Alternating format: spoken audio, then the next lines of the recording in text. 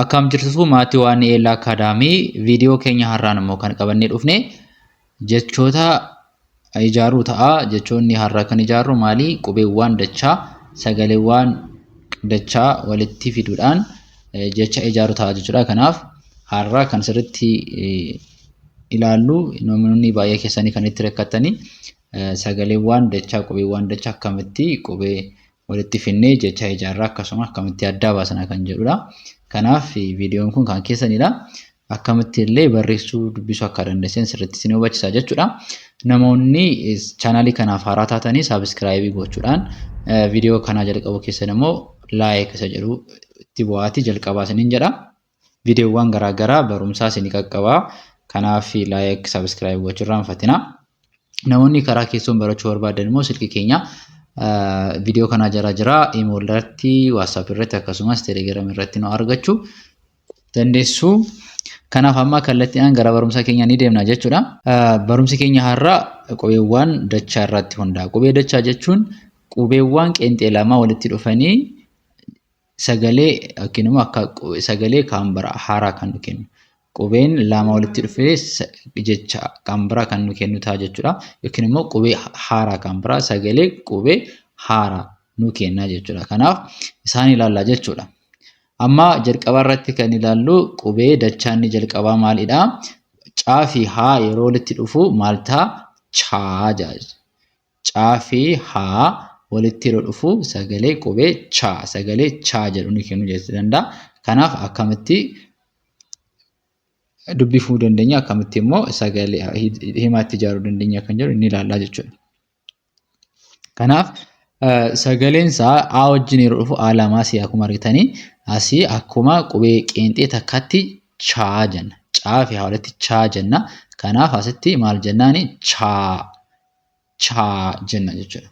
As immoo paa walitti chaappaa jenna jechuudha.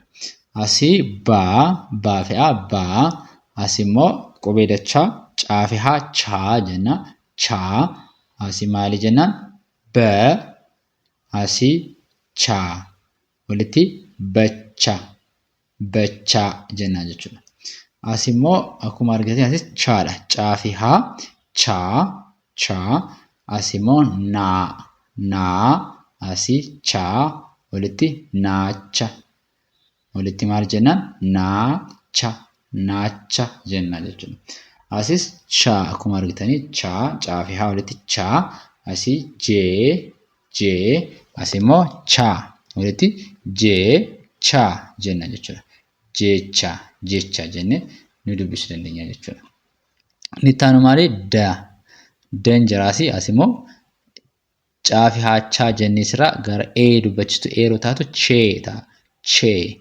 Kanaaf asii chee walitti dachee jenna jechuudha. Asiis aan jirti jalqabaarraa dubbachistuun yeroo dhuftu a jennee dubbisna. As immoo chii jenna. Caa fi haa walitti chii dubbachistuun iidha waan ta'eef chii ta'a. Kanaaf asii chii walitti achii jenna jechuudha. Asis asii boo jenna. As immoo oodha dubbachisuun kanaaf choo jenna. Choo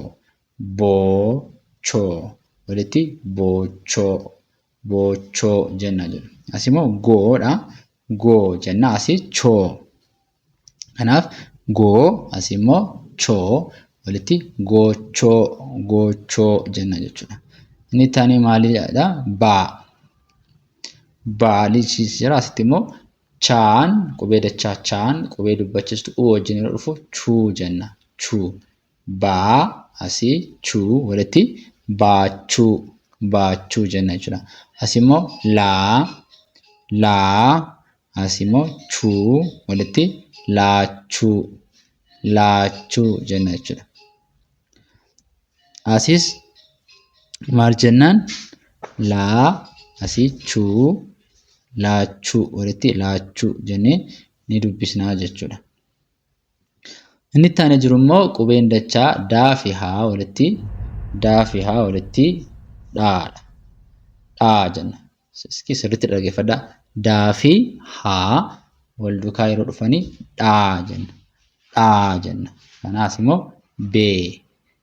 Asii bee walitti dhaa bee. Dhaa dhaa asii bee walitti dhaa bee jenna. Dhaa bee. Asii immoo dhaa jenna. Dhaa asii luu luu walitti dhaa luu dhaaluu jenna. Dhaaluu jenne kanatti walitti dhaaluu jennee dubbisna jechuudha. Inni taanee yaa'u inni kun dhaa jennee qubeen dubbachiistuu dheedhaa asitti dhee jenna. Dhee jenna. Asii raa raa dheeraa walitti dheeraa dheeraa jenna jechuudha. Asis dhee jenna. Dhee waan taateef dubbachiistuun dhee jenna. Asii dhiidha. Dhee asii dhii walitti dheedhii jennee dubbisuu dandeenya jechuudha. Asii immoo dhiidha. Dhii asii maa dhiimaa walitti dhimma jenna. Asis dhii waan taateef dhii jenna. Asii immoo suu walitti dhiisuu jennee haala kanaan dubbisuu dandeenya. Inni taanee immoo qubee dubbachiistuu oo wajjin yeroo dhufu dhoo jenna. Dhoo asii qaa walitti dhooqa jenna jechuudha. Asii immoo dhoo jenna. Raan asitti maalidhaa? Qubee irra butaadha. Kanaaf qubee irra butaa gara kanaatti finnee dhoor asii kuu walitti dhoorkuu jennee haala kanaan dubbisuu dandeenya. Inni taanii jiru maali? Qubee dubbachiistuu wajjin yeroo dhufu maal jennaan? Dhuu jenna. Dhuu asii dhuuma jenna jechuudha. Inni taanii jiru maali? Dhuudha ammas dhuu asii gaa walitti dhuugaa ni ta'a jechuudha. Dhuugaa ni ta'a jechuudha. Qubeen dachaa taanee qubee itti ijaarru immoo naafiyaa walitti yeroo dhufu naafiyaa nyaa jenna. Naaf yaa yeroo hundumaa iddoo afaan oromoo keessatti yeroo wal duukaa argitanii nyaa jettanii dubbistu. Nyaa asii taa nyaata asii nyaa ammas nyaa asii raa walitti nyaara jenna jechuudha. Nyaaraa jenna. Inni taanee maali? Nya jenna. Nya haa takkoodha qubee gabaabaa qaba. Nya jennee dhisna. As immoo nyee walitti maal jenna? Nyeenyee jenna. Asii nyaadha kan jiru nyaa. As immoo chuu walitti nyaachuu jenna jechuudha. Asii eedha. Asii immoo nyuu walitti eenyuu jenna jechuudha. Inni taanee jiru maali? Keedha. Asii immoo nyaa jenna. Keenya jenna jechuudha. Inni taanee jiru keenya erga jennee taanee jiru maali? Oo wajjin yeroo dhufu immoo asii qoon jira. Asii oo nyoo jenna. Kana qubee dachaadha. Naafiyaa nyoo jenna. Qoonyoo jenna jechuudha. Asitti yoo fuu asii nyoo jira. Fuu asii nyoo walitti funyoo jennee dubbisuu dandeenya jechuudha. Inni taanee jiru qubeen dachaan inni afuraffaa maali? Phaa jenna. Phaan kan uumamu paa fi haa walitti phaa ta'a. Kanaaf buu jenna. Asitti asii phaa jedhamna walitti buuphaa jenna jechuudha. Asii immoo cuu asii phaa qubee dachaa phaa fi haa kanaaf maal ta'a? Cuuphaa ta'a jechuudha. Inni taanee giidha. Ittaanee jiru giidha. Asii pheen jirti. Qubeen dubbachuu eedha. Phee. Giiphee. Giiphee jennaan jira. Giiphee. Asii haa. Haa simmoo phee. Haa phee walitti haaphee. Haaphee jennee dubbisuu dandeenya jechuudha. Inni itti aanu pheedha ammas koo. Asii phee. Koophee. Koophee. Asii laa. Asis phee. Laphee. Laphee jenna. Inni itti aanee jiru maali? Qoon jira. Asii immoo qubeen dubbachiistu i wajjin yeroo dhufu phii jennaan. Phii. Qophii. Qophii jenna jechuudha. Qophii. Sirriitti ilaalaa. Qubeen dachaa baay'ee nama rakkisu waan ta'eef sirriitti akka adda baastaniif sirriitti ilaalaa. Inni itti aanee maali? Hiidha. Asii phoo. Hii. Asii immoo phoo. Walitti hiphoo. Hiphoo jenna jechuudha. Inni itti aanee jiru maali? Saadha.